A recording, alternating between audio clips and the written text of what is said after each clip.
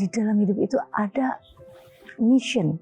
Ketika kita lahir, tugas kita kan pasti Tuhan nggak ciptakan kita untuk lahir di dunia ini hanya untuk syuting. Jadi aktor, aktris, penyanyi, bukan itu kan. That's not a real life. Pada saat menyatakan kehamilan tuh kita semua kaget loh. Karena kan di usia yang sudah sangat dewasa banget. Iya, umur 40 ya, usia 40. Pada saat itu apa sih yang terjadi, Mbak Mita? Koma 4 hari dan terjadinya sebenarnya saya tuh pingsan ya waktu itu. Boleh dibilang koma dan saya nggak tahu terjadi pendarahan, bleeding ya, yang luar biasa. Darahnya tuh sampai berliter-liter gitu. Sampai di satu titik ini nggak bisa lagi ditanggulangin. Ya pendarahan hebat ini harus milih. Tempo 4 hari itu saya juga nggak tahu. Ada sebuah, ya buat saya it's a journey aja. Journey of my life yang saya dikasih chances, a second life buat saya. Kesempatan kehidupan untuk yang kedua kali. Apa sebenarnya penyesalan yang belum pernah terucap? Saya selalu bawa nama ayah saya kemana aja. Rusadi itu ada selalu. Itu aja. Terima kasih sudah berbagi di sisi. Nah, itu nggak akan ada di TV manapun cerita ini. Yeah. Maaf, Mama mungkin belum bisa jadi ibu yang baik. Wah, jangan ngomong gitu. Ibu yang baik kok. Ibu yang baik. Maaf kalau Adrian harus besar hanya sama Mama as a single parents, itu aja. It's okay. More than enough. Karena Mama bisa jadi best friend, ibu, sama teman curhat, everything that I need. Jadi kayak buat apa gitu, minta maaf. Halo pemirsa, sahabat saya yang akan bercerita dari hati ke hati kali ini adalah seorang perempuan yang telah lama dikenal lewat karya-karyanya di dunia seni peran dan musik. Ia tumbuh di panggung, dikenal karena pesonanya yang lembut sekaligus kuat, dan selama puluhan tahun wajah serta suaranya menjadi bagian dari perjalanan dunia hiburan di Indonesia. Namun, di balik sorotan kamera dan tepuk tangan penonton, tersimpan kisah perjuangan seorang ibu yang luar biasa. Di usia yang tak lagi muda, ia menerima anugerah terindah menjadi seorang ibu. Tapi, kebahagiaan itu sempat bersisian dengan maut ketika ia harus berjuang antara hidup dan mati hingga melahirkan buah hati pertamanya di usia 41 tahun. Hingga sempat koma selama 4 hari. Dari pengalaman itu, ia belajar arti keteguhan, cinta, dan kekuatan seorang ibu yang sejati. Inilah Raden Pratnya Paramita Chandra Devi Rusadi atau dikenal Paramita Rusadi bersama sang putra Adrian Tegar Maharaja Bagop. Mbak Mita! Aduh, baik. Seneng banget ketemu ya. Aduh, udah lama banget ya. Lama banget dan bener-bener gak berubah. Yang berubah malah ngeliat di sebelahnya. Adrian kayak dulu aku ngeliatnya masih aduh ya. Tapi Ani juga dulu masih imut-imut banget waktu zaman-zaman syuting iya, ya. Bener. Tahun berapa? Tahun 90-an ya. Aduh, tapi tahun 90-an tuh saya kalau aduh Adrian kalau ketemu mama ya gak pernah gak terkesima. Mau dimanapun kalau ketemu Mita sampai ya inget oh ya kita siap syuting. Ya ampun, Masya Allah, tabarakallah, makasih, alhamdulillah. Adrian udah gede banget. Udah gede banget. Udah umur berapa sekarang? 18 tahun sekarang. Dulu aku kan waktu dia lahir sempet sekarang ngelihat ada lagu Malaikat Kecil, saya arrangement lagu itu, compose lagu itu. Aku bisa bikin lagu itu buat dia. Terus itu judulnya Malaikat Kecilku ya. Sekarang udah gede banget gitu. Jadi kalau dinyanyiin udah nggak pas. Tapi ada Malaikat besar. Sekarang malaikat besar. Malaikat hati. Iya, Aduh. kalau kita punya anak itu rasanya kayak dia malaikat kita gitu, rasanya seperti itu. Sebelum berbicara mengenai banyak hal mengenai Paramita Rusady, mau update dulu dong. Iya. Mbak Mita ini kan dari zamannya TV belum ada remote, masih cetak-cetek. Iya. Masih hitam putih. Masih hitam putih, udah aktif. Iya, Di layar kecil lebar. sekali, iya. Sampai dengan aku tuh yang zaman dulu ya pemirsa ya, yang benar-benar tuh gak bisa lepas kalau ketemu atau melihat Paramita Rusady di layar. Kalau zaman dulu banyak layar tabung, TV-nya masih tabung, Bukan layar tancep ya, layar Ya. tabung. Layar Ya, tabung, layar Itu juga ngalamin. Jadi ini 4 dekade ya. adik-adik. Iya, 4 dasawarsa. Jadi artinya udah panjang sekali ya proses perjalanan ini. Mbak Mita itu masuk ke dunia peran atau dunia musik dulu sih sebenarnya? Peran dulu. Oh, peran dulu justru. Waktu kecil sekali ibu saya bikin film ya, sebuah film dokumenter. Ketika itu ayah saya tugas, ayah saya tentara ya. Ayah saya itu tentara, jadi anak kolong, jadi kita berpindah-pindah. Saya lahir di Makassar, lalu besar sedikit di Manado. Dan ketika itu ibu saya aktif gitu sebagai istri dari tentara yang aktif dengan ibu-ibu Persit Kartika Chandra Kirana, sering bikin pawai, sering bikin fashion show. Jadi ada fashion show dulu sih sebenarnya ya, membawakan baju-baju anak kecil gitu. Jadi waktu itu start dari 5 tahun ya, 5 tahun, lalu kemudian diminta 6 tahun untuk main di sebuah film dokumenter produksi ibu saya sendiri dan Pemda setempat, namanya Di Bawah Nyur Melambai. Waktu itu memerankan sebagai tokoh Pingkan. Pingkan itu satu tokoh yang sangat fenomenal banget di Sulawesi Utara pada saat itu. Jadi bukan pada saat itu, ya memang itu sebuah cerita legenda ya. Nah, sejak itu ya terus aja gitu. Lalu Dari pindah ke usia Jakarta. 6 tahun itu jadi ada terpanggil Dan kebetulan karena kakak saya Kak Uli ya, kita panggilnya Bunda Uli karena kita agak bunda ya. Uli dulu namanya Uli Siga Rusady, tapi ketika sekarang sudah menikah kembali jadi Uli Hari Rusady. Tapi beliau dulu itu yang justru yang punya perjalanan di beda usia sama Kak Uli tuh di berkesenian dan di semua dunia seni pertunjukan ya. Jadi kita tuh masih ngeliatin dia gitu. Jadi saya tuh saksi hidup dari perjalanan dia menciptakan lagu Misteri Cinta lah, apa yang dinyanyikan sekarang itu terkenal sekali lagunya. Saksi sejarah dia menciptakan lagu-lagu itu. Lalu bukan mengikuti jejak sang kakak, tapi setidaknya pasti terinfluence ya. Tapi yang terinfluence adalah dedikasinya, idealismenya, dan didikan-didikannya sih. Memang karena ayah saya tentara dan ibu saya pada saat itu meninggalkan kita untuk selamanya itu ketika saya usianya 14 tahun. Jadi banyak hal figur seorang ibu itu digantikan oleh kakak gitu. Seperti itu. Jadi ya memang kedekatan tali persaudaraan kita memang sangat erat, kuat sekali gitu.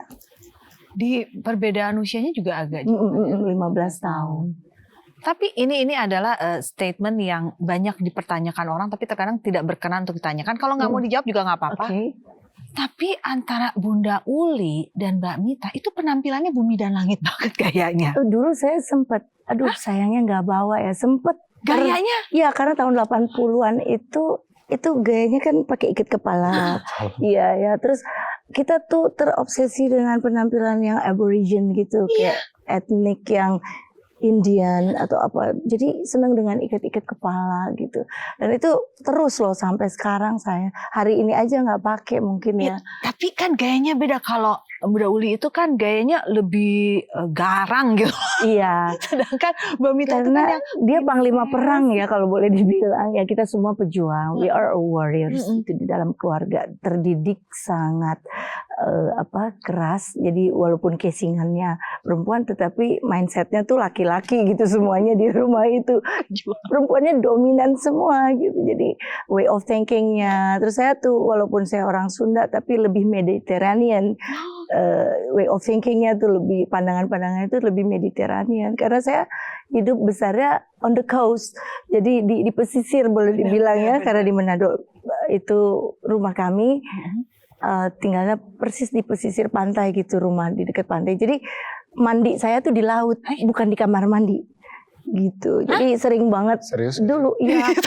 Jadi saya tuh diasuh sama, ini hal kan boleh diceritain ya, diasuh oleh Uwa ya, boleh dibilang, karena ibu saya sibuk sana kemari kayak saya sibuk sekarang gitu. Jadi kebetulan anak yang ketujuh, jadi mungkin udah kebanyakan, jadi butuh bantuan gitu kan. Karena nggak ada suster-suster zaman dulu, jadi selalu, tapi lebih baik gitu sama Uwa. Saya tuh digendong-gendong gitu, saya disayang banget. Saking disayangnya manja banget gitu. Terus kita kalau mau mandi tuh berenang dulu ke laut.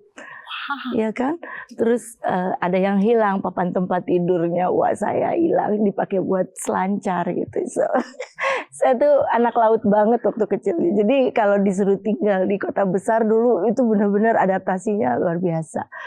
Lahirnya di Sulawesi Selatan, Makassar. Jadi bisa bayangin kan, selera makan saya juga lebih Mediterranean gitu. Adrian kayaknya bengong juga ya. Enggak sampai Adrian. Lahir itu namanya Adrian tuh dari Adriatic Sea gitu ya. Jadi ambil dari laut. Seperti itu. Jadi kecintaan akan alam itu besar sekali. Senang banget. Saya suka banget di alam. Jadi agak sedikit claustrophobia gitu kalau misalnya terus-terusan ada di ruangan gitu. Jadi ya memang masa kecil itu berdampak. Kebahagiaan terindah ya di laut. Bayangin kumpul sama ini Adrian nggak tahu cerita ini karena kumpul sama para nelayan-nelayan ya, lucu banget. Dan saya masih kecil, saya kayak kum-kum dulu, pakai celana dalam aja. Iya. Adrian nggak tahu kum-kum tuh apa kan? Oh, kum-kum itu ada ya sebuah kisah. Nanti ya Kak-anya bisa ceritain ya, ada satu tokoh kartun kum-kum, dia tuh lucu banget. Jadi I'm a free soul. Tapi ini maaf banget ya. Saya tuh agak nggak bisa ada di di tempat-tempat yang tapi kalau kantor. Ya, tapi ini kebayangnya ya Mbak Mita ya. Kita tuh Mbak Mita tuh kan girly, feminim, princess, lembut. Terus tiba-tiba mesti mendapatkan gambaran, oh masa kecilnya mandi di laut, papan tidur, pohon kersen. Kersen kan kamu jangan bilang manjat. Tahu yang pohon ceri manjat. Bukan manjat, setiap siang tuh saya kalau dicari ada di atas pohon. Dan di kantongnya penuh kersen. Kersen tuh. Iya tahu sih, tapi buat ini kapan jadi berubah feminim begini? Karena tuntutan kehidupan. Karena sebetulnya ya udah pernah merasakan. Jadi saya senang banget ya dalam sebuah apapun pembuatan film, apakah hidup, yang saya hargai adalah prosesnya. Bahwa saya sudah melewati ya proses-proses lembaran-lembaran yang sebetulnya sangat sayang kalau dilewatkan, dan alhamdulillahnya saya bersyukur saya dibesarkan di alam gitu. Itu kita kalau mau berteman ya, waktu itu ada satu kelompok pertemanan ya, yang mereka udah jauh lebih dewasa, dan Adrian sekarang lebih seneng main sama orang yang jauh lebih dewasa juga, temen-temennya di atas dia semua, itu kayak mamanya dulu. Saya dulu kayak gitu. Jadi belum sekolah tapi udah bisa baca, udah bisa nulis. Jadi waktu sekolah saya bosen gitu karena udah diajari sama kakak-kakak. Jadi main sekolah-sekolahan. Udah lebih dulu, jadi ketemu teman-teman udah kayak. Tapi untuk masuk ke dalam kelompok mereka harus bisa berenang yang benar gitu. Nah berenang yang benar itu divingnya nyelam, nggak pakai apa-apa. Jadi kita ngelihat lautan itu karena kita anak laut. Itu ada tetangga-tetangga yang anak-anak pejabat juga di situ, Iya. satu kompleks ya di Sulawesi, itu di Manado. Itu dulunya Jalan Karang. Terus saya ingat banget saya mau main sama mereka tapi harus istilahnya di posma dulu gitu ya. Di Mapram dulu. Di Mapram dulu gitu. Bisa nggak kamu nyelam berapa lama? Jadi saya tuh harus ikutin rulesnya mereka. Jadi ikut nyelam. Kalau belum waktunya keluar, terus kepalanya sampai gelegepan minum air segala macam. Tapi ya saya senang gitu. Karena saking saya pengen main sama mereka gitu. Oh my God. Udah gede-gede, mereka udah SMA, SMP. Dan saya umurnya berapa? 6 tahun. Astaga. Oke, mau main sama kita. Nah, di situ saya dari kecil memang hidup perjuangan. Adrian tahu nggak cerita Nggak ini? tahu dia. Orang tahu nih yang ini. Nggak keskip ya cerita ini, Keskip. kaget sendiri. Iya. Mukanya kaget. Hah? Dan Masa? masih ada teman-teman beberapa yang mereka itu senang. Apalagi kalau saya ada show ke Manado gitu ya. Suka cari mereka, terus ketemu lagi. Lupain semua jubah-jubah keartisan. Oh Iya my God. kan? Tapi itu pasti saat Si nikmat Itik. sekali itu benar. Buruk rupa dulu kan. Mana bisa buruk rupa waktu Ya kecil ampun, juga sih kamu nggak nggak tahu mungkin. kalau lihat foto aku dulu pasti nggak percaya gitu. Jadi Coba nanti liatin ya Adrian ya. Nanti kita lihat. makanya nanti ini harus dikupas lagi di acara-acara berikutnya. Ini Oke. mungkin kita saatnya nanti memanggil Tiga Darah di sini. Betul sekali. itu Itu pasti lain lebih- lagi. Oh, Itu kupasannya ada lebih dalam lagi itu. pertemanan yang luar biasa. Ya. Iya. Nah, Oke. tapi kalau memang masa kecilnya adalah seorang anak perempuan yang super aktif, cenderung tomboy, lalu bagaimana menjadi seorang Paramita Rusady yang kita kenal seperti Ya ini? itu karena saya nggak pernah mimpi gitu jadi artis, aktris yang selalu di dunia pertunjukan dilihat orang di panggung. Yang kayak kamu bilang penuh dengan tepuk tangan itu benar dan itu sangat bertolak belakang gitu dengan saya yang introvert juga ya. Jadi saya memang senang explore gitu, tapi saya senang dengan I'm very picky gitu kalau apa-apa tuh. Jadi nggak random gitu. Jadi tempat-tempat yang saya mau pergi juga saya tahu. I know what I want dari kecil gitu. Jadi saya ada di pohon ya itu karena keinginan saya gitu. Terus ya itu kalau cari saya sampai sore pasti di pohon kayak gitu. Nah itu kenapa bisa sampai seperti ini? Tiba-tiba jalannya waktu pindah ke Jakarta. Di Jakarta itu pelajarannya rada Umur beda berapa pindah gitu. ke Jakarta? Pindah ke Jakarta tuh di usia 9 tahun sih. Jadi 6 tahun kayaknya apa saya juga lupa ingat ya mesti baca lagi ya. Tahun berapa sekitar segitulah. Nah, saya SD di PSKD waktu itu sekolah Kristen pada saat itu. Jadi saya mengikuti. Pada saat itu dulu sekolah Katolik, sekolah Kristen adalah sekolah-sekolah yang dianggap pelajarannya tinggi dan kebetulan ya saya punya raport bintang kelas nomor 1 terus ya karena diajarin sama si kakak-kakak ini. Bayangin ya anak umur 6 tahun udah bisa pelajaran trapesium, udah bisa silinder, udah bisa kuadrat, udah bisa. Jadi mereka aneh, gurunya aneh gitu. Jadi kalau ditanya apa yang saya paling malas sekolah. Dulu karena apa gitu ya. Pelajarannya udah didapat semua. Udah didapat semua, saya duluan gitu benar. selalu gitu karena seneng main. Tapi kalau main kembali gitu. berbicara mengenai karir untuk menjadi seorang Paramita Rusady, itu sebenarnya kalau memang dari kecil udah ngerasain jadi bagian dari film dokumentari, dokumenter ya ya. terus ke Jakarta di usia 9 tahun, Iya. bener Saya jadi kayak anak kampung di Jakarta pada saat itu. Benar. Paramita Rusady jadi anak kampung. Ya, itu kan Nggak masuk. dulu gitu. Oleh sebab itu saya mulai menata diri karena dituntut. Oke, waktu itu ada audiensi untuk mencari pemeran di film Ranjau-Ranjau Cinta.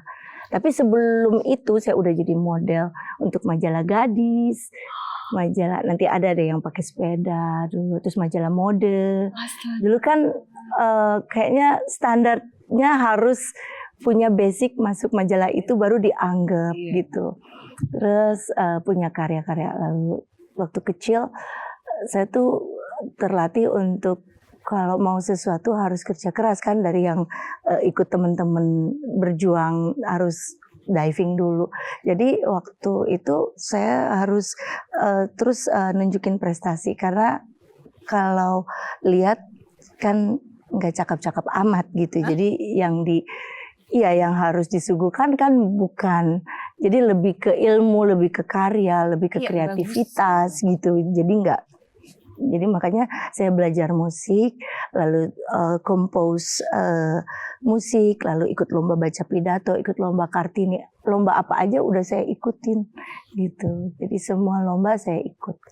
Jadi benar-benar Mbak Mita ini melalui tahap yang keras juga ya untuk bisa menjadi seorang Paramita Rusady. Dan saya nggak merasa keras karena saya pikir, oh that's the rule.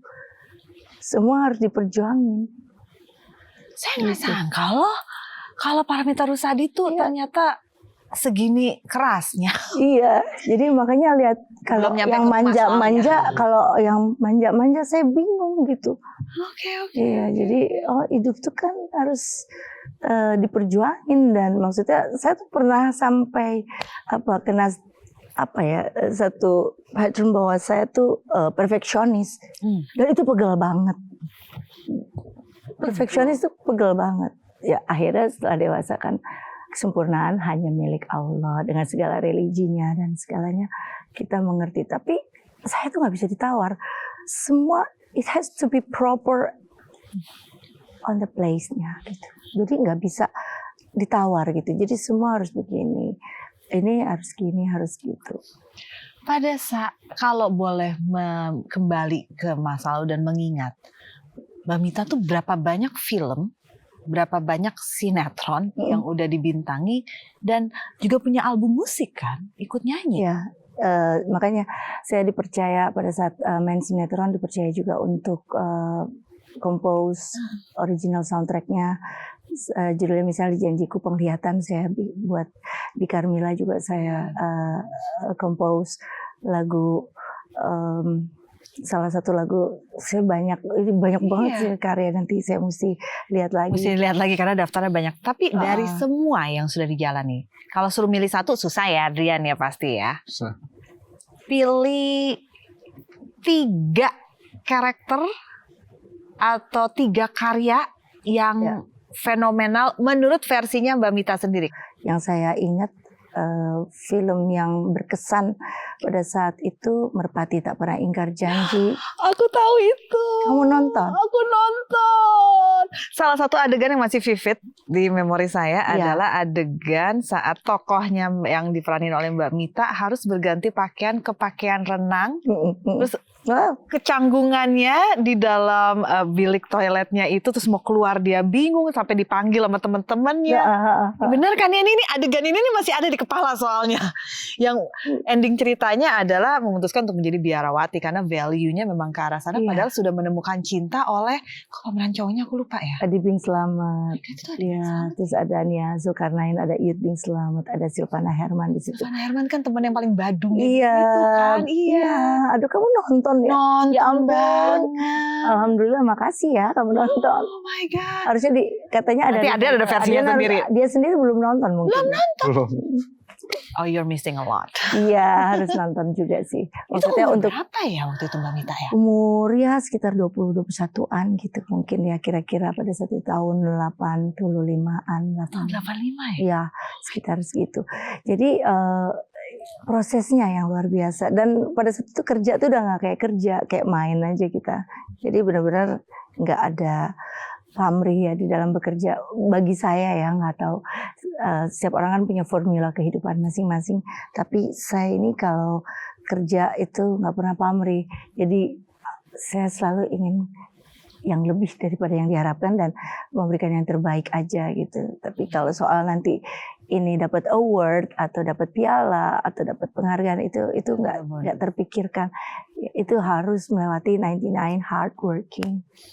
Gitu. Jadi seneng itu film itu. Terus ada sinetron Janjiku yang fenomenal itu. ya, karena di situ saya diberikan kesempatan juga untuk compose lagu. Waktu di Merpati Tak Pernah Ingkar Janji itu ada OST-nya juga, itu sempat box office juga, dan itu memberikan banyak sekali keberkahan dalam kehidupan saya secara batin ya, di kebatinan saya, dan secara financially juga pada saat itu kayak umur segitu kebanyakan nih duitnya gitu waktu itu. Jadi nggak sih. Zaman dulu tuh berapa sih? Banyak banget. Apalagi saya kan nggak tahu, nggak ngerti uang dulu, nggak dibiasain sama uang, jadi dapat uang bingung. Gitu, banyak banget. Artinya kalau dikalkulasiin sekarang ya mungkin punya MM-an gitu, apa gimana gitu ya kan. Iya sih. Pada saat itu gitu. Jadi secara financial begitu, tapi secara saya tidak lihatnya dari segi materinya ya, tapi lebih ke pengalaman batin saya di perjalanan saya melewati itu dengan satu persatu. Jadi gini, kalau ada orang bilang napak tilas, itu ada jejak saya di situ. Itu yang penting, yang sekarang yang generation tuh harus tahu itu, bahwa proses of life itu penting daripada hasilnya ya. Jadi kita lebih menghargai, karena ketika kita kembali flashback ada jejak kita, maunya begitu kan. Tapi waktu itu nggak berpikir seperti itu, tapi ternyata I did it. Gitu. Jadi Merpati Nggak Pernah Ingkar Janji. Janjiku. Terus ada film Catatan Si Boy, Kabayan, Blok M. Oh, Kabayan. Saya punya 30 film. Judul film punya berapa puluh puluhan sinetron, banyak banget. Itu ketika film sedang mati suri katanya, ada stagnasi di dalam di dalam perfilman pada saat itu, yang membuat hati kita sedih juga ya. Pada saat itu film berhenti, orang bilang katanya mati suri, mengalami stagnasi di dalam industri perfilman. Sementara saya lahir besar di situ. Lalu kemudian ada TV. Iya. Orang-orang banyak yang kok dari film main TV gitu. Saya nggak lihat itu, karena saya lebih lihat ke karyanya gitu. Karena I'm a workaholic juga sih, jadi seneng, nggak bisa diem kan dari kecilnya. Sebenarnya ya, tanyalah para pohon kersen itu ya di Makassar ya. Jadi kalau misalnya kamu tanya, kok sekarang penampilannya cicilan ternyata. Iya, kenapa bisa penampilannya seperti ini? Karena sebenarnya gini, ibu saya itu guru, kayak sekarang tuh mungkin guru kepribadian gitu ya, dan punya bukunya. Dan ketika mama nggak ada tuh ada bukunya. Oh, minum tuh begini, oh duduk tuh begini, oh ini ada adabnya ya, ternyata ada etikanya ya, masuk mobil ya, masuk mobil, jadi masuk duduknya di bagian duduk dulu, baru kakinya. Oh ada gitu-gitunya kan. Terus ini harus ngadepnya ke sini. Terus kalau makan ini sendoknya yang ini. Jadi saya udah tahu semua gitu. Jadi oh ternyata kalau menjadi perempuan yang benar tuh begitu ya. Ya sekarang ini saya begitu. Hasilnya.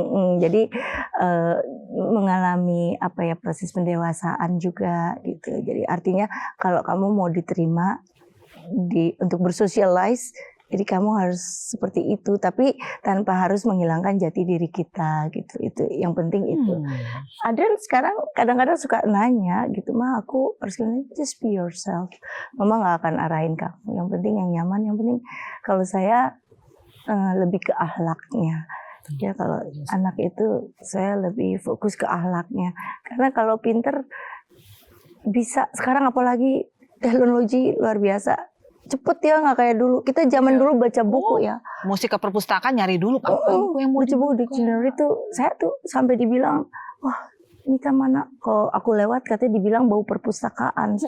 Bau perpustakaan. Karena mama tuh, gimana tuh bau? Iya parfumnya mama tuh peculi, baunya bau buku yang udah tua.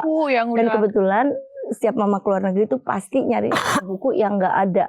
Kayak papa tuh selalu minta buku-buku Erik von Daniken gitu yang nggak ada gitu, harus carinya di toko loak. Iya, di luar negeri pun kan saya waktu itu sempat pertukaran pelajar ke Australia, jadi itu langganan saya gitu.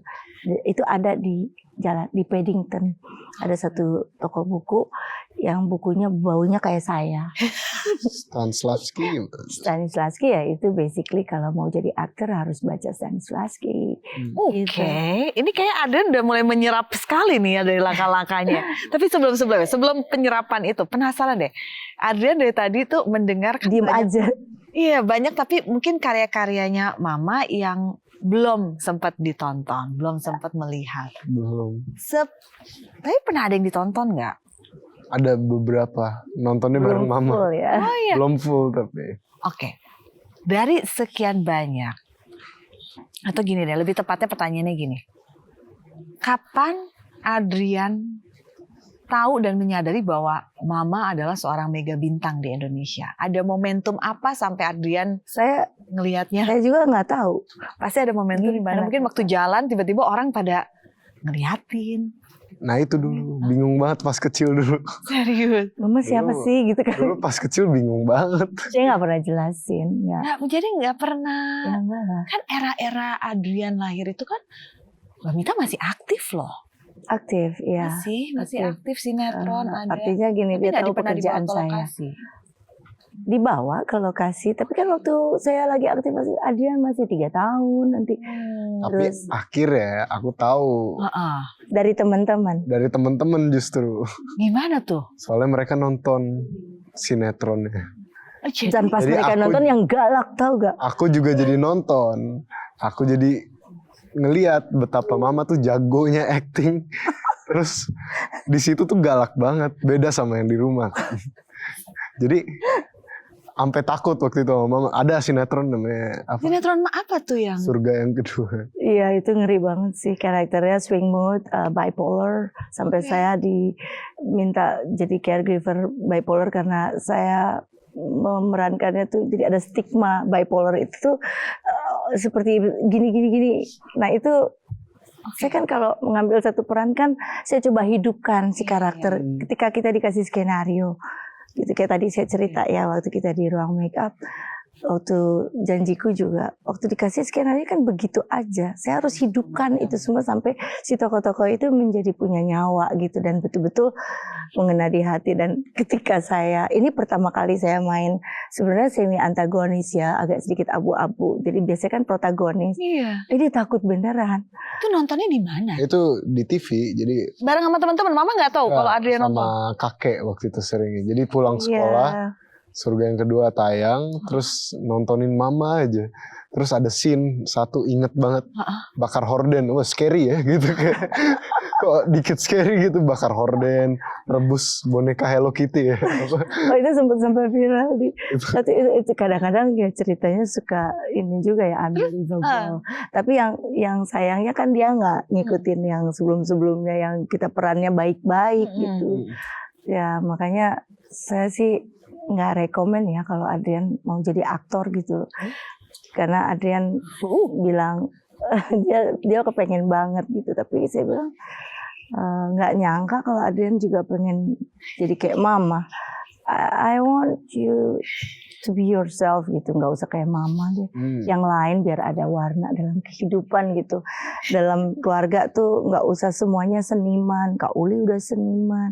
Yang lain-lain dulu kita main gitar ya. Dulu Kaula Muda Vidi-Visi nyanyi balada sosial, cerita-cerita tentang ya sosial lah bagaimana kehidupan. Jadi zaman-zaman itu kan zaman-zaman kita nyanyi di kampus-kampus.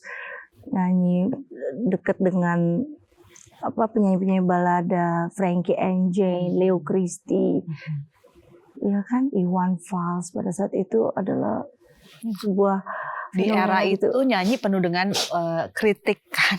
Penuh dengan kritikan kan caranya kan bersuara gitu dan siap dicari gitu setelah itu. Nah, Adrian tuh kan nggak ngelewatin banyak sekali proses-proses yang bahkan tadi yang make upin saya juga saya belum lahir. Jadi bagus juga sih bisa cerita. Nah, kalau film-film yang lain itu saya kan banyaknya protagonis ya baik banget gitu, yang terlalu baik, bahkan ini nggak normal, kadang-kadang terlalu baik. Sebentar, ini jadi penasaran deh. Adrian pada saat nonton pertama kali karyanya Mama adalah mau berperan sebagai ya berbeda sekali dengan dirinya. Tapi Iya. sebenarnya Mama Mita itu kalau di rumah kayak gimana sih orangnya? Nah itu lembut banget, beda. Jadi makanya kaget ngelihat di TV kan, kok scary ya gitu, kayak beda banget gitu itu sama berat. mama yang aku tahu gitu. Yang Ya memang biasa. khususnya kalau yang dulu-dulu tuh terima kasih juga ya untuk memerankan tokoh-tokoh yang baik itu. Jadi kita juga sedikitnya terinfluence punya pakem-pakem jadi baik gitu. Kan kita manusia biasa penuh dengan kekurangan. Tapi kenapa ada hal yang saya pada saat itu dan saya ingin share ini untuk generasi penerus-penerus saya untuk dibekali gitu. Berakting itu harus ada pembekalan fundamental bahwa ketika kita berakting bahwa kita kan memainkan peran orang lain. Kita berusaha untuk menjadi orang lain, bukan diri kita. Jadi pada saat kita injek lokasi, udah mulai baca skenario lalu dipanggil dengan nama yang karakter itu. Dan itu terus constantly seperti itu. Dari judul ke judul. Misalnya saya lagi syuting terakhir aja. Nada, ya saya nengok.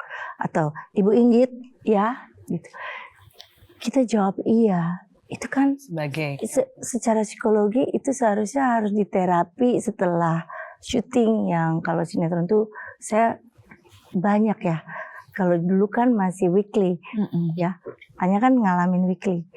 Kalau sekarang kan udah ratusan episode. Waktu Surga yang kedua itu 300 episode lebih gitu. Sampai sayanya juga udah capek gitu memerankannya. Tapi kita nggak sadar itu berdampak. Jadi kita harus healing, terapi. Dan sekarang ini saya lagi slow down atau apapun itu. Jadi kok nggak syuting lagi? Kenapa? Karena orang selalu ingin saya yang seperti kemarin-kemarin ngelakuin hal yang sama. Jadi Adrian dan Kak Anya harus tahu bahwa di hidup ini setelah from time to time kita ngerjain hal yang sama dan orang mikir bahwa kita orang yang sama itu. Padahal di dalam hidup itu ada mission. Ketika kita lahir, tugas kita kan pasti Tuhan nggak ciptakan kita untuk lahir di dunia ini hanya untuk syuting. Jadi aktor, aktris, penyanyi, bukan itu kan. That's not a real life. Buat saya itu pekerjaan, itu hanya duniawi. Tapi sejatinya yang sebenarnya yang harus kita pikirin adalah kehidupan yang sejati itu yang seperti apa sih. Gitu. Jadi ada hal-hal yang ketika main itu berdampak.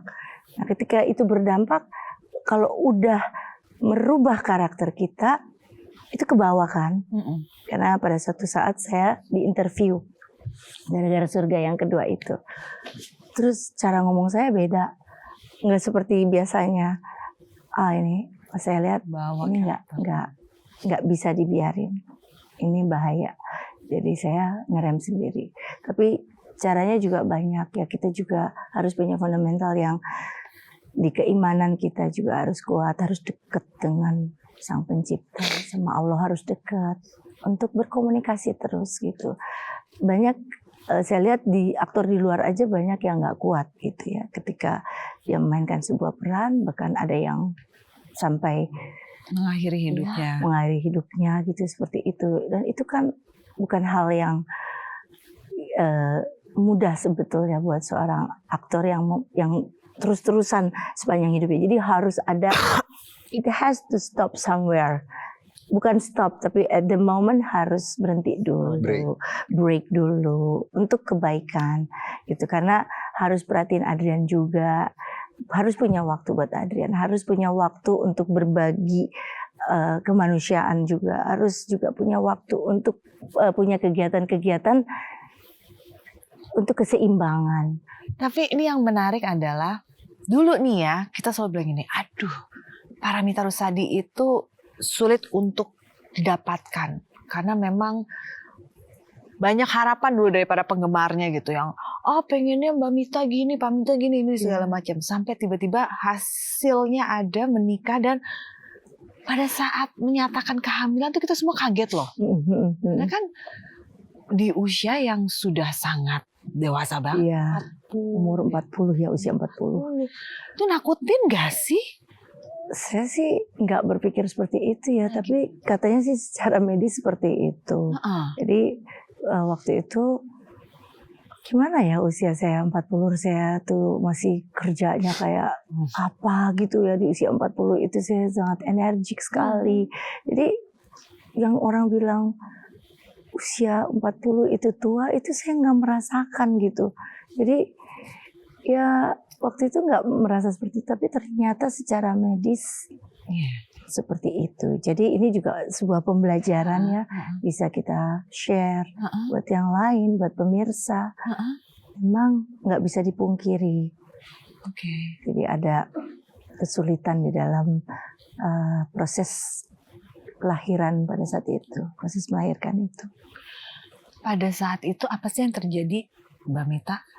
Apa ya, terjadinya Mbak Mita koma 4 hari. Koma 4 hari, dan terjadinya sebenarnya saya tuh pingsan ya waktu itu, boleh dibilang koma, dan saya nggak tahu, ada yang harus, kan pecah ketuban pada saat saya ingat itu, dibawa ke rumah sakit, lalu ada yang belum harusnya lahir gitu, tapi karena ketubannya udah pecah, ya sesar. Nah, ketika sesar itu terjadi pendarahan, bleeding ya, yang luar biasa, pendarahan hebat yang luar biasa, sampai akhirnya nggak tahu kenapa proses apa yang terjadi, itu darahnya tuh sampai berliter-liter gitu, harus seperti fountain gitu. Pada saat itu prosesnya seperti itu. Jadi dokternya bingung waktu itu karena masih pagi, yang menangani itu mungkin nggak terlalu banyak orang medis, jadi dokternya mengalami kesulitan sampai akhirnya ada satu titik katanya ya, waktu itu ditanya Bunda Uli ya, waktu itu ditanya, sampai di satu titik ini nggak bisa lagi ditanggulangin ya pendarahan hebat ini, harus milih bayinya atau ibunya gitu. Kasihan. Jadi kakak saya tuh bingung apa itu. Waktu itu dia nggak sanggup, dan itu pertanyaan itu diutarakan ke kakak saya pada saat perut saya masih terbuka. Harus cepet dong jawabnya, nggak bisa nanya keluarga, nggak bisa apa, seketika ditunggu jawabannya. Aduh. Tapi ya ada miracle. Akhirnya ya sekarang saya nggak tahu, itu mungkin mesti panggil Kak Uli untuk menceritakan ya, karena sampai hari ini mereka agak enggan gitu untuk ceritanya yang sebenarnya, karena kan ya it's very sensitive gitu. Jadi pokoknya proses itu saya koma dan sempat sampai harus memilih apakah anaknya atau ibunya. Dan pada saat itu saya nggak tahu apa yang dipilih, tapi akhirnya dokternya ngerjain juga. Tapi ternyata saya cium yang terjadi adalah ada miracle yang sebenarnya saya tuh udah nggak ada, udah semuanya tuh udah blank, udah putih semuanya. Saya dibilang koma juga bisa karena nggak bangun sama sekali. Jadi orang berpikir, wah ini akhirnya pilihannya Adrian ya gitu yang bakal hidup gitu. Jadi ini ceritanya seperti itu. Tapi the whole story-nya, detailnya seperti apa, sampai hari ini Bunda Oli nggak mau ceritain dulu gitu. Akhirnya ternyata dalam tempo 4 hari itu saya juga nggak tahu, ada sebuah, ya buat saya it's a journey aja, journey of my life yang saya dikasih chances, a second life buat saya, kesempatan kehidupan untuk yang kedua kali. Jadi pastinya bermakna gitu, pastinya meaningful, ada dan tujuan yang baik di dan tujuannya adalah udah beda gitu ketika nerusin kehidupannya lagi, udah ada, makanya yang ada yang udah dijalanin kemarin itu udah sepertinya asing gitu buat saya gitu. Jadi karena tujuannya udah lebih ke apa ya, lebih ke kemanusiaan, lebih sosial, lebih udah nggak mikirin gitu ke keduniawian yang gimana tuh udah nggak terlalu jadi prioritas. Jadi makanya saya setelah itu kan banyak terjun ke dunia-dunia organisasi sosial, kegiatan-kegiatan, program-program perdamaian, kemanusiaan. Lalu saya ada di juga sebagai ikon lansia untuk mengurus orang-orang tua. Nah sebelum itu, saya masih stuck di momentum proses kelahirannya Adrian. Iya. Pada saat itu kan Mbak Mita bilang nggak tahu story dari yang tidak sadarkan diri itu selama 4 hari itu koma, tidak tahu apa yang terjadi. Tahu. Pada saat bangun dan mendengar suaranya Adrian untuk pertama kali, melihat itu bagaimana momentumnya dan apa rasanya? Wah, jadi rasanya awal-awal saya aneh gitu. Pertamanya aneh, ini siapa ya? Gitu. Maksudnya ini apa ya? Kok ada bayi dikasih ke saya gitu. Terus saya coba lihat gitu. Saya kan nggak tahu, udah lupa kan, baru bangun gitu semuanya. Terus pas bangun ternyata kan selama itu kan anak kan harusnya disusui, dapat susu kolostrum ya dari ibunya langsung. Adrian enggak, kasihan nggak dapet waktu itu. Dapetnya setelah itu. Tapi maksudnya begitu lahir nggak langsung. Jadi minumnya air glukosa. Gitu. Jadi Adrian itu seperti itu. Dan waktu dibawa asing sekali gitu. Ini apa ya? Benda kecil, tubuh mungil ini gitu ya, baby. Begitu dibawa, saya dikasih tahu nanti bakal dibawain babynya ke sini. Baby apa ya gitu, saya masih nggak tahu gitu, nggak inget kalau saya tuh melahirkan gitu. Jadi apa ya, terus tiba-tiba oke. Jadi waktu susternya bawa, saya pikir, aduh gimana ya kalau saya bisa di sini galau, apa ya maksudnya kayak asing gitu kan. It's like another person pada saat itu. Begitu di depan pintu susternya bawa, Adriannya disisir manis banget, lucu banget. Kok lucu banget itu gitu. Terus dikasih ke saya. Begitu saya lihat eye to eye, ini matanya Adrian kok minta disayang gitu. Sayangin aku dong gitu, kayak gitu. Aku langsung peluk gitu. Jadi di situ saya tahu, dalam keadaan saya tuh nggak sadar waktu baru bangun bahwa saya gitu. Terus saya tuh nggak inget saya tuh siapa bahkan.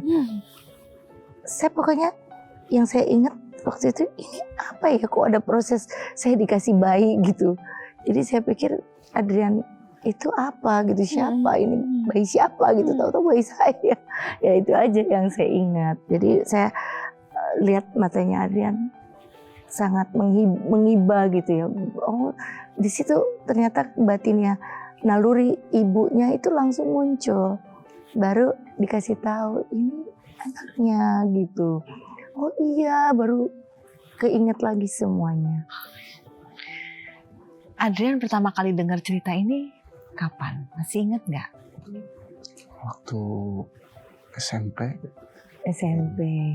Yang baru ngerti gitu kayak. Bahwa prosesnya seperti bahwa prosesnya harus beda sekali memilih pada saat itu. Terus saya juga 4 hari dan nggak bisa memberikan ASI buat Adrian, dan ketika bangun saya asing gitu dengan sekitarnya gitu. Jadi ada proses saya untuk ngenalin lagi kayak orang yang baru balik lagi tuh gimana ya gitu. Ya itulah, tapi ya semuanya harus saya syukuri, dan alhamdulillah Adrian sampai udah sebesar ini. Buat saya Adrian itu apa ya, saya bawanya hati-hati sekali dari sejak dia lahir, karena kapan aja takdir itu bisa Benar sih. Iya. Oh, Ya kan kita kan nggak pernah tahu gitu. Jadi makanya sekarang di kehidupan itu harus membawanya juga ya harus sesuai aja dengan apa yang Tuhan inginkan, bukan yang kita inginkan gitu. Tapi Adrian kalau mendengar cerita ini kembali, seperti apa yang diungkapkan oleh Mama, apa sih yang ada di rasanya Adrian? Mengetahui bahwa proses kehadiran kamu di bumi ini tidaklah mudah, bahkan sampai ke persimpangan yang begitu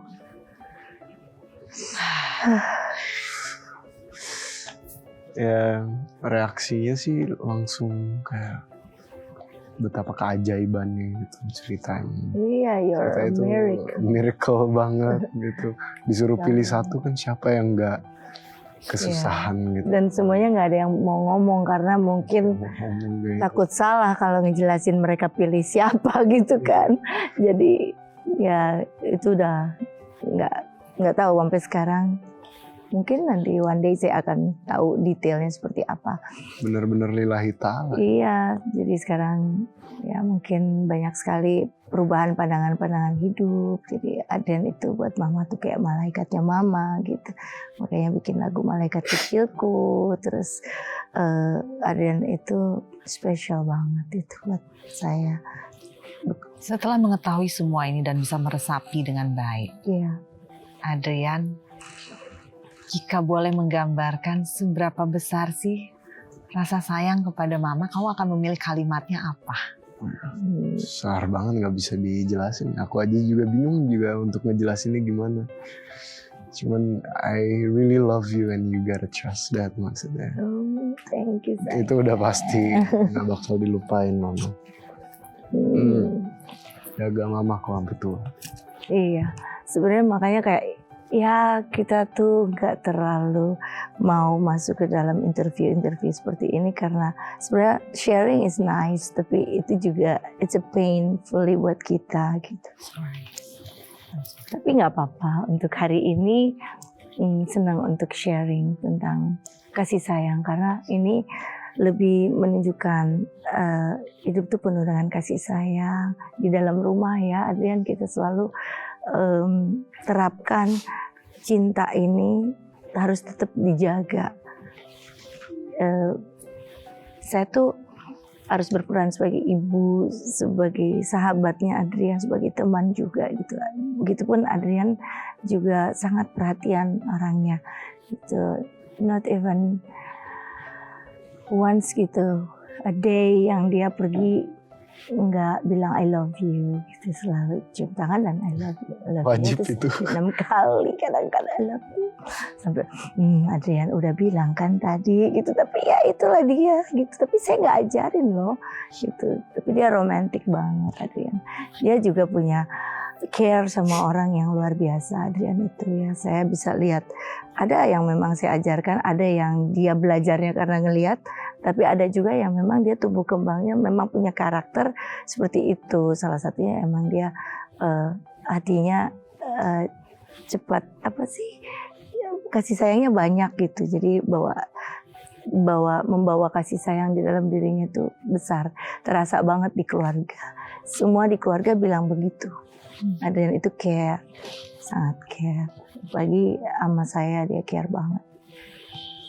Dimana kalau banyak cerita seorang ibu adalah aku udah ngerasa kehilangan anakku pada usia belasan awal karena mereka udah punya dunianya sendiri. Betul. Tapi dilihat di sini Adrian dunianya, walaupun dia juga membangun hidupnya dan dunianya sendiri, tapi mamanya tetap ada ruangan khusus di dalamnya. Ada. Pasti. Dan kita pernah ada satu conversation di rumah ketika Adrian terus main terus ya sama teman-temannya karena Adrian tuh senang punya teman banyak. Kenapa senang? Karena Adrian anak satu-satunya ya katanya, Ma aku nggak punya saudara, nggak punya kakak, nggak punya adik, jadi aku temennya banyak. Temennya tuh bisa 40 ke rumah. Hah? Mah tadi temanku 40 ke sini. Really? Gitu. Enggak, terus mentok 30 apa? Pokoknya banyak banget gitu di atas 20. itu. Dan saya kenal semua sama mereka. Saya berusaha untuk deket sama teman-temannya. Tapi saya bilang one day kita ketemu karena udah mulai patternnya nih udah mulai keluar dari jalur nih. Akhirnya kita duduk bahwa yang harus kita terapin apapun itu, bahwa kita harus solid di dalam rumah. Kasih sayang ini harus tetap ada walaupun Adrian sekarang udah tumbuh menjadi anak yang ya big boy ya, sekarang udah dewasa. Tapi tetap artinya untuk dekat sama mama tuh bukan jadi anak mama, karena ada stigma anak mama itu yang tidak enak gitu ya. Dia udah pernah dapat stigma anak mama gitu, jadi dia agak sedikit kenapa gitu. Sebenarnya dia sendiri nggak ada masalah dengan dibilang anak mama, tapi anak mama itu kan kadang-kadang konotasinya negatifnya kan manja, tidak bisa ngapa-ngapain. Iya gitu. Kan bukan selalu artinya begitu gitu. Kalau menurut Adrian emang gitu? Kalau misalnya anak mama ya pasti anak mama gitu, karena anak siapa lagi gitu. Iya. Terus ya pasti sebagai like a son gitu, pasti sayang banget sama ibunya kan. Jadi Adrian tuh kadang-kadang kan ekspresi kepada mamanya tuh berlebihan, bukan di kacamata teman-temannya tuh agak lebih ya. Gimana Adrian? Jadi kayak Adrian Emang tuh dulu anak teman-temannya Adrian pernah ngomong kamu tuh anak mama banget gitu. ada beberapa mungkin ya. Terus Adrian kan ke saya tuh I love you mom gitu. Terus pelukan nggak semua, kita aja dulu nggak gitu-gitu banget gitu. Nah itu ada yang kan ada juga yang nggak seperti itu. Ada yang bahasanya batin ya, deket tapi nggak terungkap. Tapi Adrian tuh sangat terekspresi gitu, dan itu sebetulnya bagus banget gitu di dalam satu keluarga, bahwa pentingnya bahwa kita berekspresi. Karena dulu juga saya mencintai ayah saya dalam diam gitu ya, diam gitu. Saya jarang mengekspresikan karena ayah saya didik tentara gitu. Jadi kalau kita mau yang kadal gitu, yang itu kan nggak mungkin ya. Canggung sekali. Iya ada gitu. apa Nah nih? itu anehnya Adrian nggak seperti itu gitu. Tapi alhamdulillah senang banget, dan saya merasakan oh ini yang nggak saya lakukan sama ayah saya dulu gitu. Jadi aduh itu penyesalan yang luar biasa kepada ayah saya almarhum. Wah udah nggak ada sekarang. Tapi Adrian kan begitu sama mama kan jadi seperti kenapa saya dulu nggak kayak gitu. Kalau ada kesempatan untuk bisa menyampaikan kata-kata kepada beliau, apa sebenarnya penyesalan yang belum pernah terucap? Jauh, sampai saya bikin lagu ya, Jauh di Dasar Hati. Saya tuh yang saya sebut cuma namanya gitu. Seperti apa lagunya? Saya selalu bawa nama ayah saya kemana aja. Rusadi itu ada selalu. Itu aja.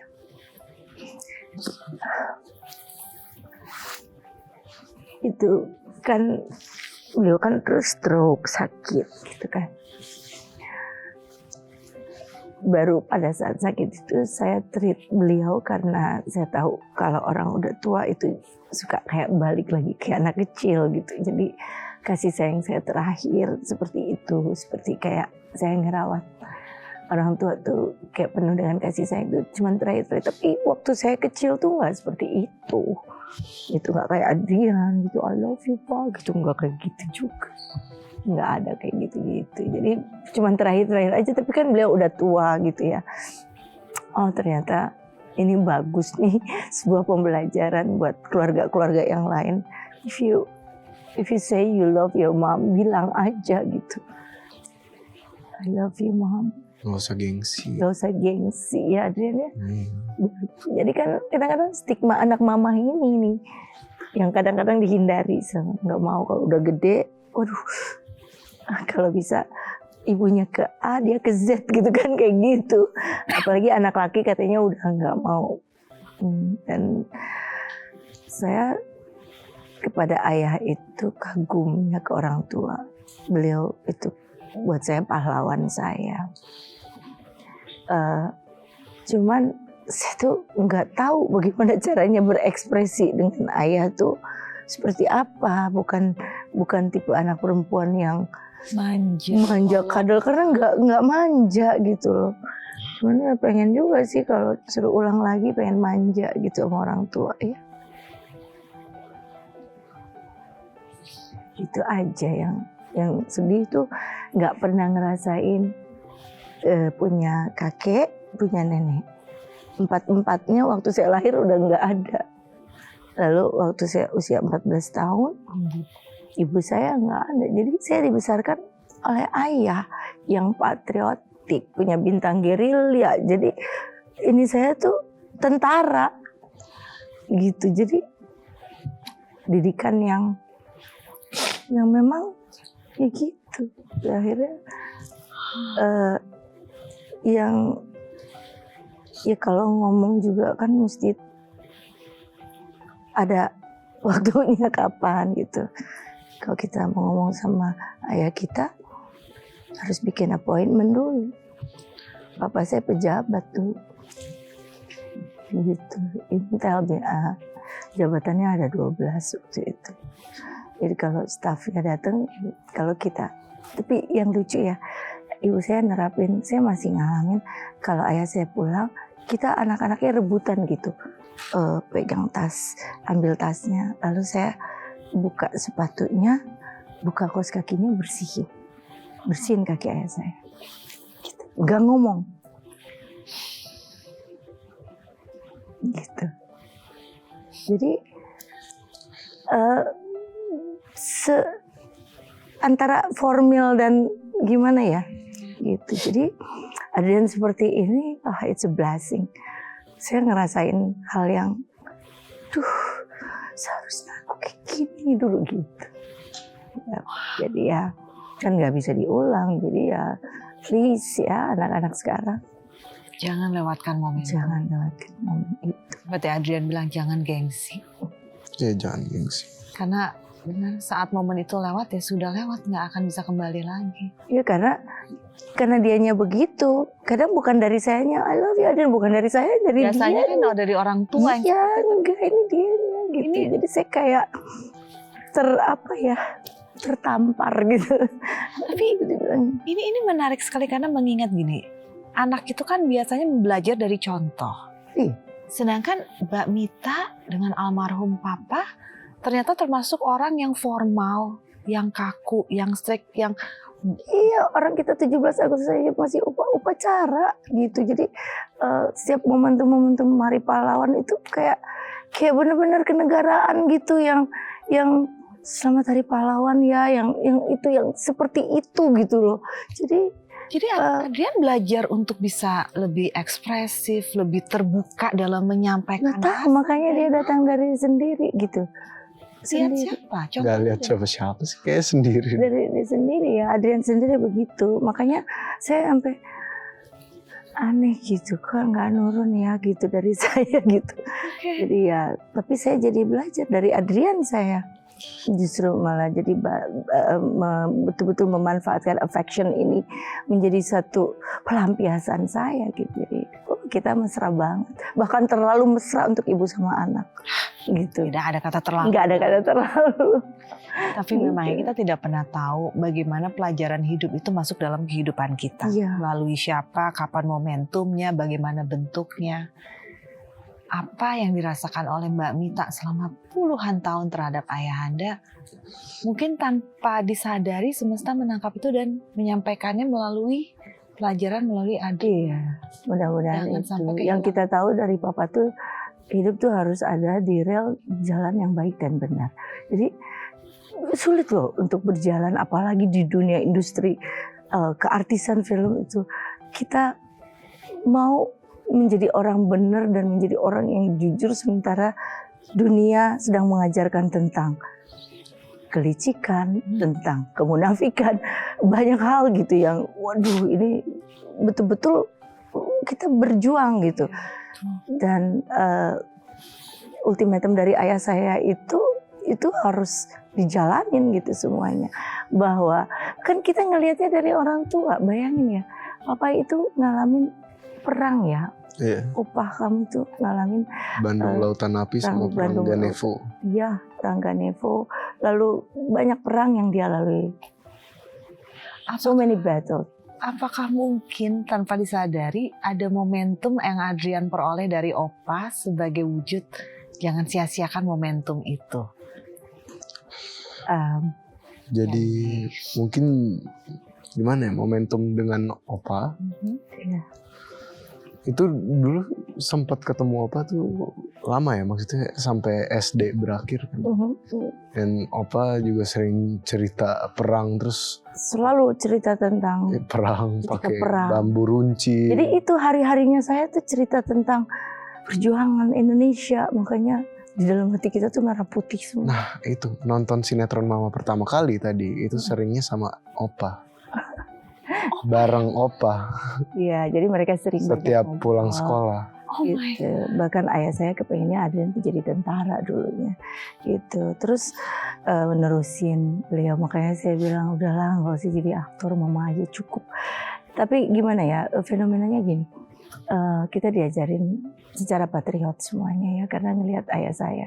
Karena figur ibu saya kan udah hilang tuh dari sejak umur 14. Jadi kita itu makanya kalau Kak Uli kan ikut kepala merah putih, kita juga seperti itu. Makanya saya ada kegiatan-kegiatan Garuda Nusantara untuk penyelamatan emergency response, penyelamatan lingkungan segala macam.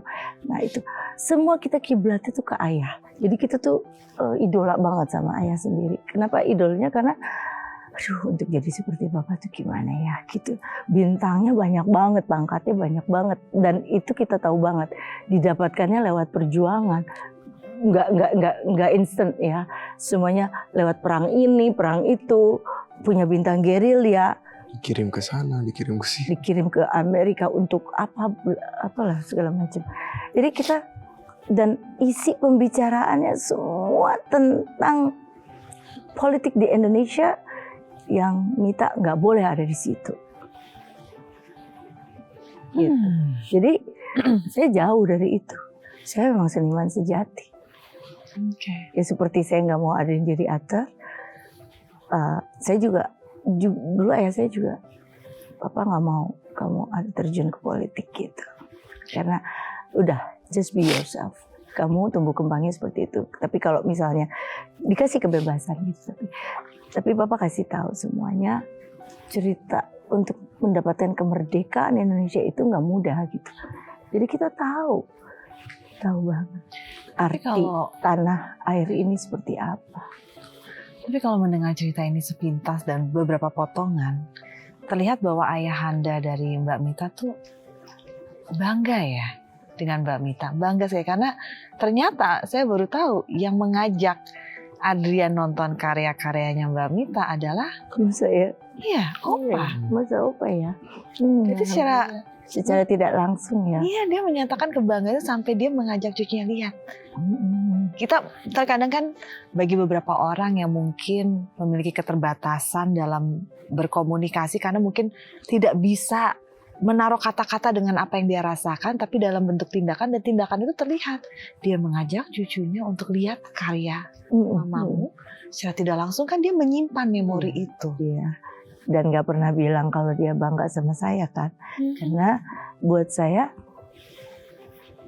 untuk bisa mencapai karirnya seperti beliau itu kayaknya masih jauh deh.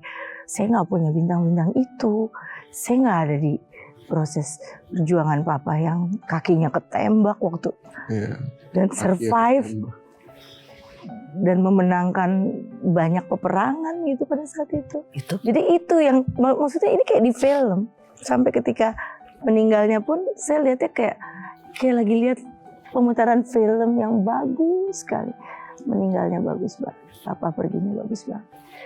Ada bukunya juga kan? Ada bukunya. Jadi Tiada Berita dari Bandung Timur, dan kebetulan saya yang desain itu bukunya. Tapi ketika papa nggak ada itu, saya ngerasa karena hidup saya tuh di film, di kamera terus, itu bagus banget gitu. Yang kayak orang lagi syuting, yang selendang merah putih kita berkibar karena ketiup angin. Terus kita jalan iring-iring, rapi sekali, persis seperti beliau. Rapi dompetnya, rapi semua tata hidupnya rapi. Aku cuma bilang, aduh, kemarin aku bilang, baru pas 17 Agustus, maaf ya Pak, aku nggak bikin apa-apa 17 Agustus ini.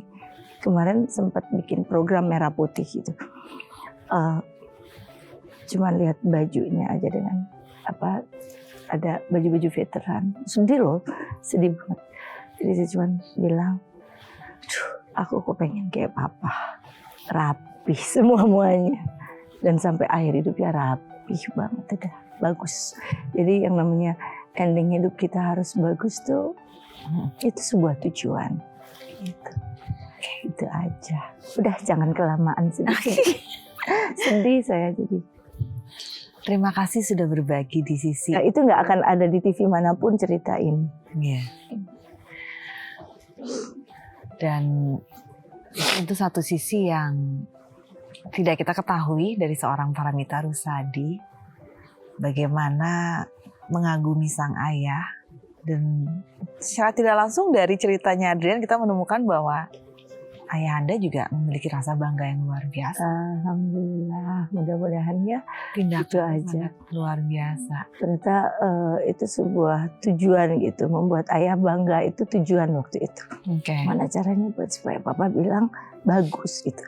Karena dapat nilai 8 atau 9 aja papa masih nggak terlalu puji gitu.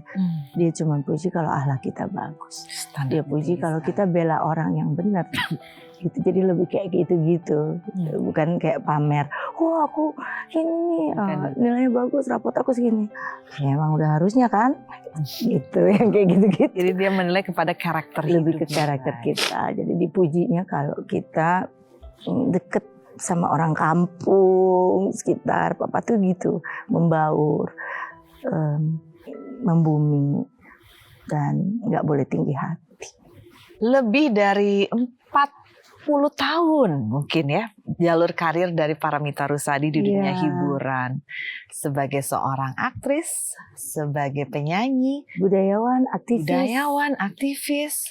Tapi ternyata menekankan tidak menginginkan anaknya Adrian Tegar Maharaja Bago untuk menjadi seorang aktor.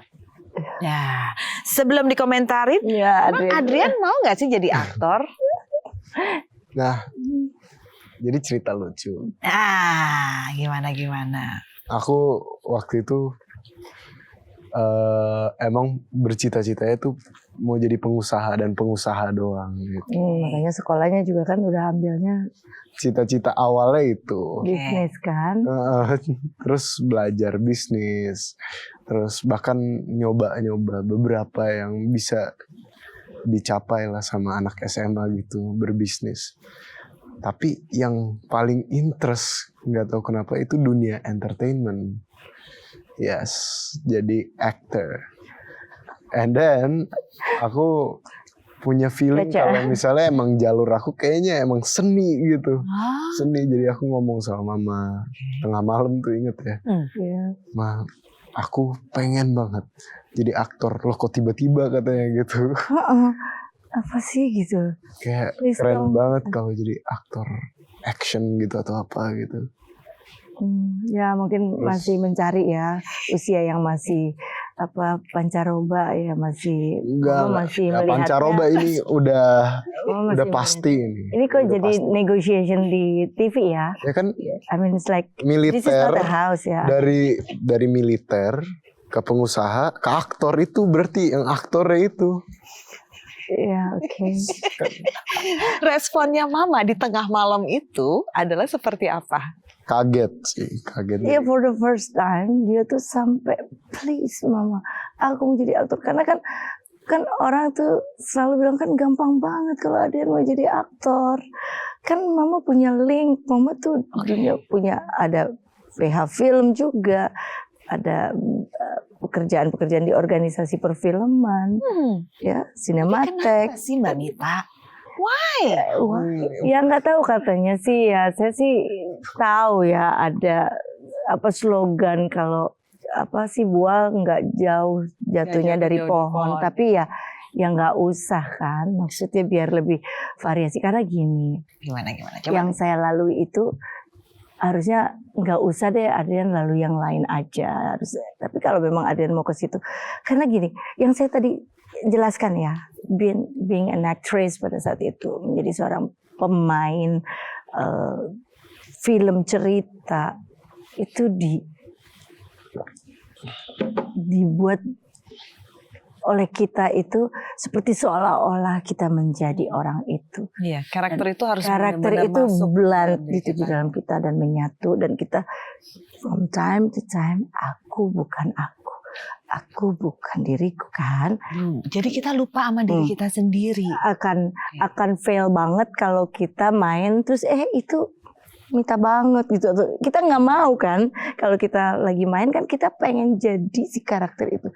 Sampai di satu stages saya sampai nggak tahu lagi saya yang seperti apa.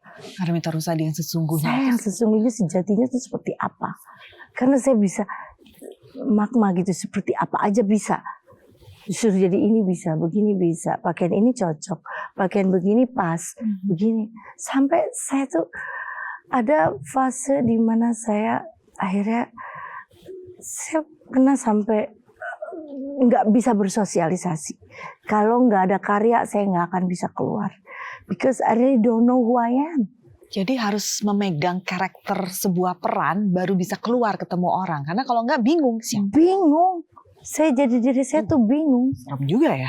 Iya, nggak segampang itu. Makanya ini sebenarnya harus dibahas sendiri ya, tentang gimana saya mengarungi dan bergelut di dunia industri perfilman itu. Dan itu semua saya penuhi. Apa yang saya nggak jalani? Di bermusik, di musikalisasi. Saya belajar musik, saya ambil pendidikannya. Di seni pertunjukannya, saya ambil pendidikannya dari teater. Bagaimana how to act in front of the camera, how to act on the stage. Itu saya belajar semua. Dan saya cari, saya dapetin sertifikasi. Untuk punya sertifikat. Itu mah udah modal luar biasa. Adrian udah tahu jalurnya, udah dibenahin untuk Adrian berarti kan. Tinggal Iya, dan saya masih terus memperjuangkan bahwa aktor Indonesia harus berjuang dan berpendidikan yang bersinergi. Kenapa? Kayak di nyanyi, itu mama nyanyi bukan karena sekedar pengen jadi penyanyi, tapi demi memenuhi kebutuhan satu karakter saya di sebuah film, atau demi memenuhi saya sebagai aktor. Ya, di keaktoran itu harus bisa. Ketika kita diminta, saya belajar piano, belajar gitar. Saya bisa nyanyi pakai gitar, bisa nyanyi pakai piano. I compose my own music, my own song until today. Gitu. Jadi itu semua, tapi itu semua saya lakukan sampai orang pikir saya fine-fine aja. Saya nggak baik-baik aja. Karena jauh di dalam hati saya bertanya, ya itu tadi, saya sebenarnya tuh yang mana? Dipahami sih. Pada intinya Mbak Mita ingin melindungi Adrian dari pengalaman hidup. Sampai akhirnya saya menemukan. Akhirnya saya bikin lagu yang judulnya Cinta Sejati, ada di YouTube. Itu tentang perjalanan saya mencari diri saya gitu. Ya, di perjalananku menuju harapan itu benar-benar. Jadi bahwa saya orang yang senang dengan perdamaian, senang dengan kemanusiaan, senang dengan, saya jadi terbentuk seperti itu setelah kehidupan saya yang kedua itu ya. Lebih senang jauh ke kehidupan yang seperti itu. Buat saya lebih real. Karena disitulah saya menemukan keaslian jati diri saya yang harmoni di dalam beragama, tidak menghakimi. I'm not judging people, karena saya juga sedih banget kalau saya dijudge gitu. Berusaha untuk berteman tuh, saya mau yakinin dunia bahwa ini loh, aku membawa cinta yang besar gitu untuk dunia. Ini yang saya bawa. Don't worry, don't be afraid of me. Jangan takut sama saya, karena saya bawa cinta yang besar banget. Termasuk cinta kepada Adrian. Oke, ini menarik ya. Saya masih ingin melihat bagaimana chapternya Adrian. Akankah one day tiba berhasil Adrian mendapatkan peran dan berperan, entah itu di sebuah film, sinetron, apapun bentuknya? Secara popularitas, saya percaya one day. Jadi kalian harus percaya ya, ketika kalian menginginkan sesuatu itu sangat, Nah ini nih, ini ini penting nih. cara saya tuh melihatnya itu adalah sebetulnya masa depan kita yang sebetulnya sudah terpampang jelas. Saya cuma mau tahu seberapa besar dia menginginkan itu, gitu. Udah dibukakan jalannya. Kalau masih berubah, artinya bukan, Oke. gitu. Saya ini Ya, yang tahu. paling lama nih acting, Sudah ada itu cluenya tuh. yang paling lama nggak berubah. Nggak berubah ya, makanya kita lihat aja. Iya. Kalau kita menginginkan sesuatu, sangat menginginkan, artinya itu adalah masa depan kita. Oke. Kita akan sama-sama Amin. saksikan.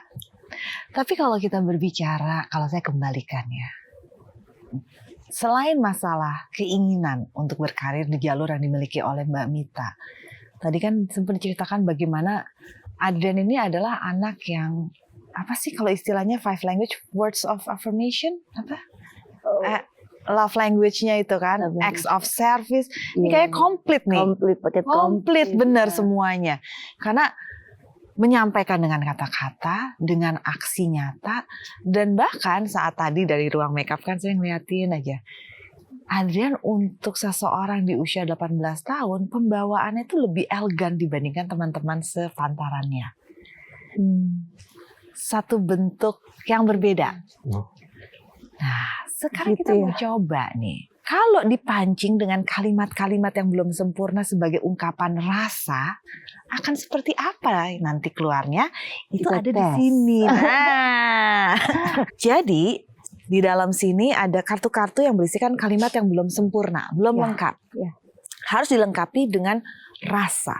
Rasa. Yes. Rasa itu adalah tingkat tertinggi yang Dimiliki oleh yang- kami nih para manusia ya. iya, tingkat tertinggi.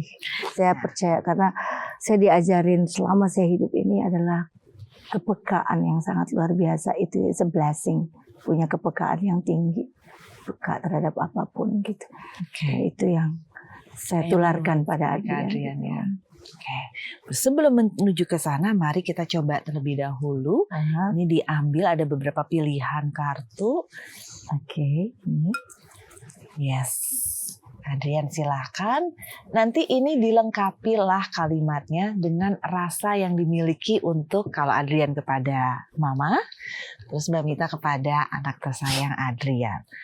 Adrian dulu kayaknya lucu deh nih. Coba tingkat yuk. tertinggi loh. Nah, jangan dibuka dulu Mbak Nggak boleh, Mita. nggak boleh. Coba As a Adrian. visioner saya kayaknya udah tahu nih. Ini kata-katanya kayaknya apa ya?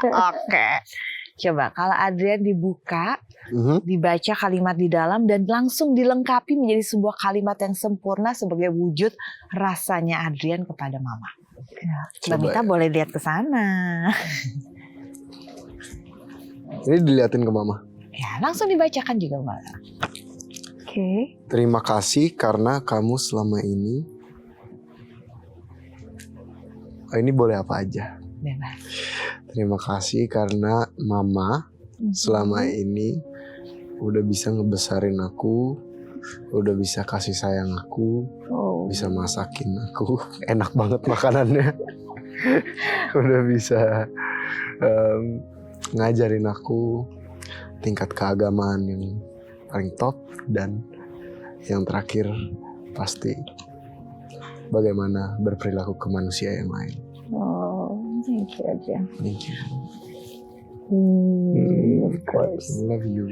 I love you too. Adrian, berbicara mengenai tadi ada beberapa hal yang kamu ucapkan sebagai terima kasih atas bimbingannya mama, adalah yang paling menarik, mengajari bagaimana bersikap kepada manusia yang lain. Pelajaran apa yang kamu ingat? Seperti apa bentuknya? Seperti apa ya? Pastinya mama tuh orangnya menjunjung tinggi ajaran kesopan santunan. Jadi aku diajarin cara berperilaku ke orang lain ya, maksudnya Ya. supaya sopan, beradab gitu. Jangan Itu nomor satu. jangan sampai hilang gitu. Ya, Kalau karena itu mencerminkan rumah kita kan, di mana kita berasal. Jadi etika, itu nomor satu pokoknya, etika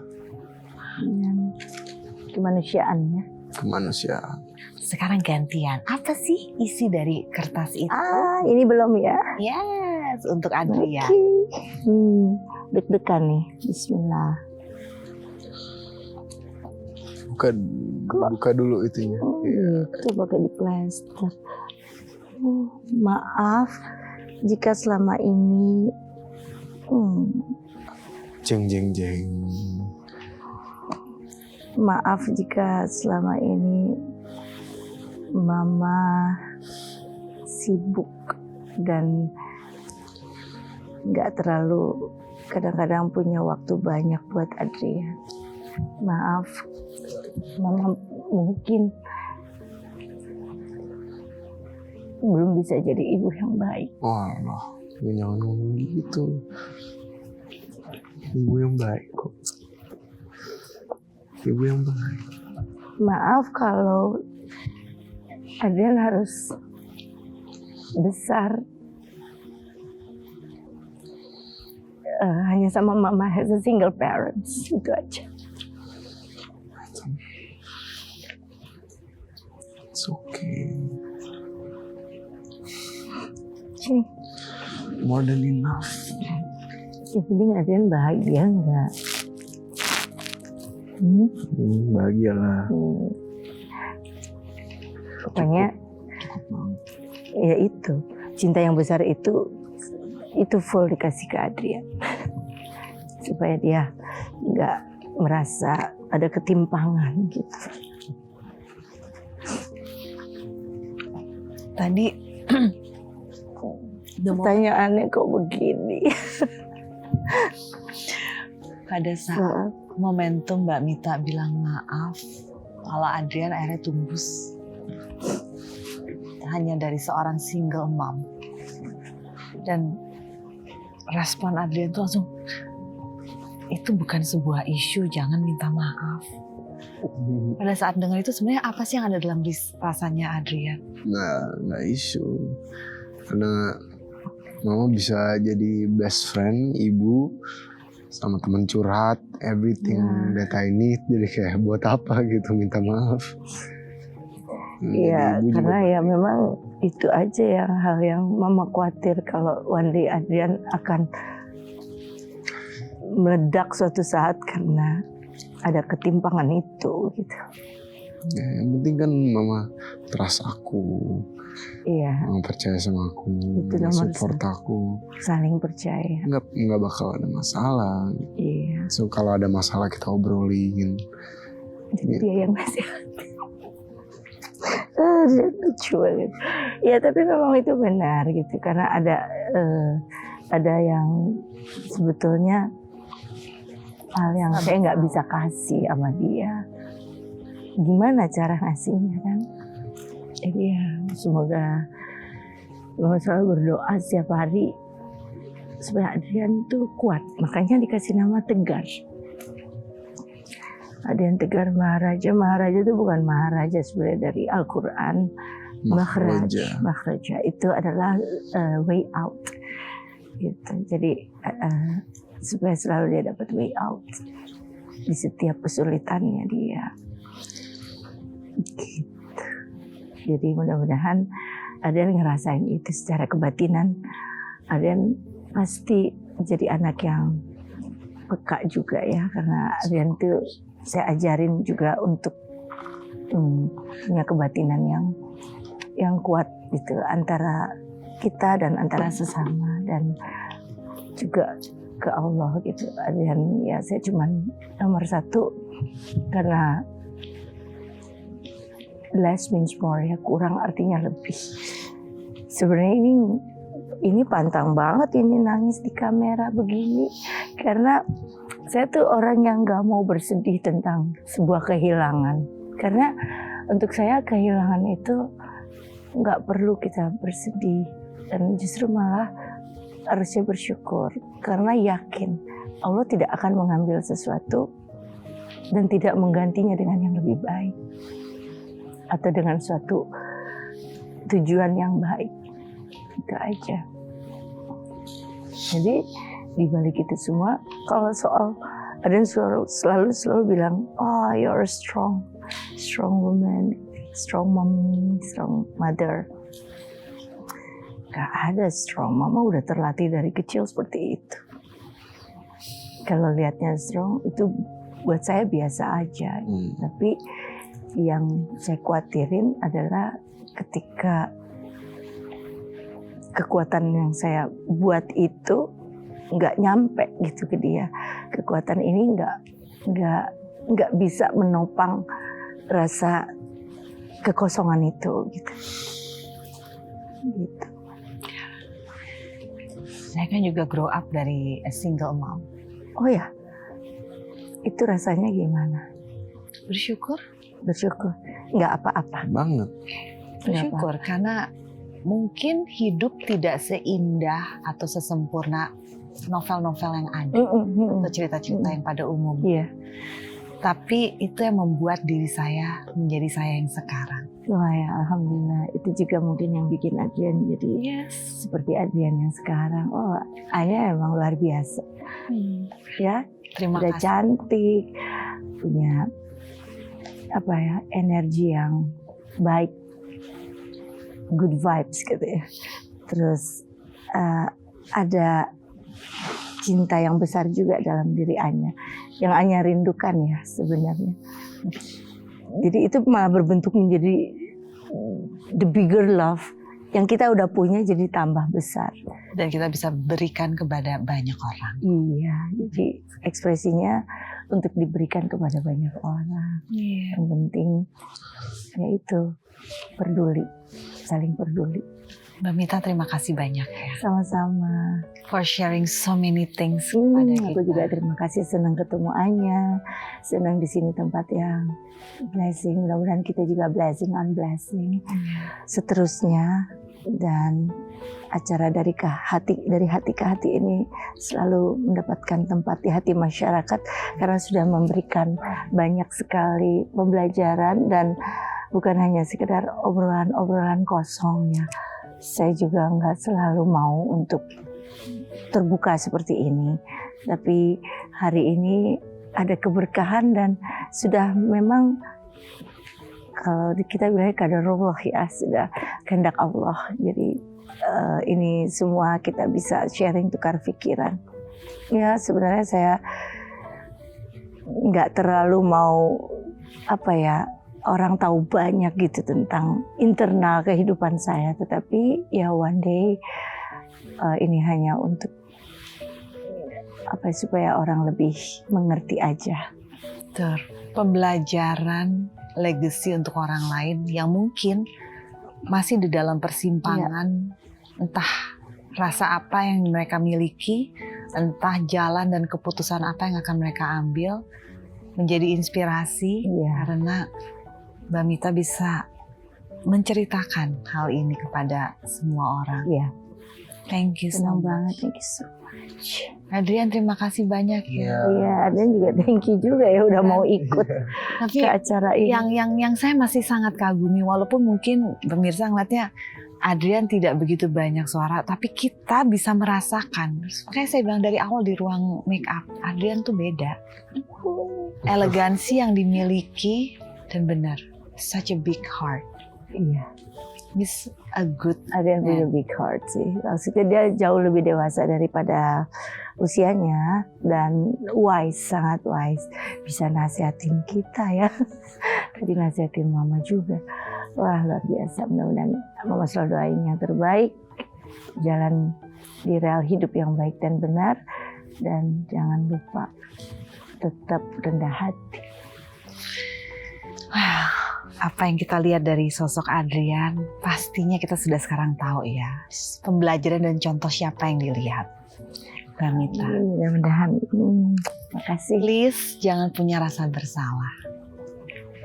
Karena sometimes banyak orang tua pasti ngerasa bersalah atas keputusannya, tapi Terkadang apa yang kami terima sebagai anak-anak itu beda, bisa menjadi suatu hal yang baik kok. Iya ya, karena kamu ngerasainnya seperti Adrian ya. Dan kamu fine-fine aja ya. Malah jadi hebat, bersyukur. Tuh contoh ya sama Kak Anya ya. Jadi nggak boleh ada apa ya, broken heart yang orang-orang suka jadikan alasan untuk menjadi trigger mereka untuk berbuat hal-hal atau Ya, jangan jadi alasan untuk yang nggak bener-bener gitu ya. Nggak lah. Pokoknya terima kasih juga buat hari ini. Anya, Terima kasih banyak Mbak Mita. Ada kamu ternyata lebih cantik daripada yang aku pikir. Oh. You have a good heart juga dan stay beautiful. Begitupun dengan Mbak Mita, sehat selalu, panjang umur. Amin. Karena nih si Adrian nih bakal banyak sekali yang mendekati. Oh, oke. Hati-hati ya. Ya. Akan perlu ini bimbingan dari mamanya ini. Ini satu next lessons in life ya. Iya.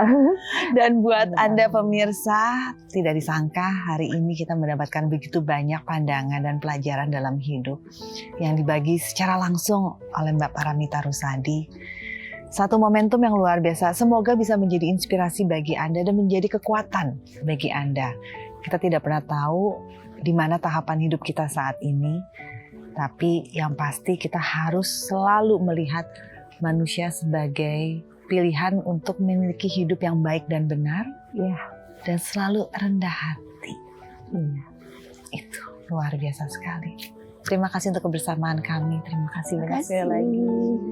Kita berjumpa dalam kesempatan. Saya Anjali Dinov pamit. Sampai jumpa.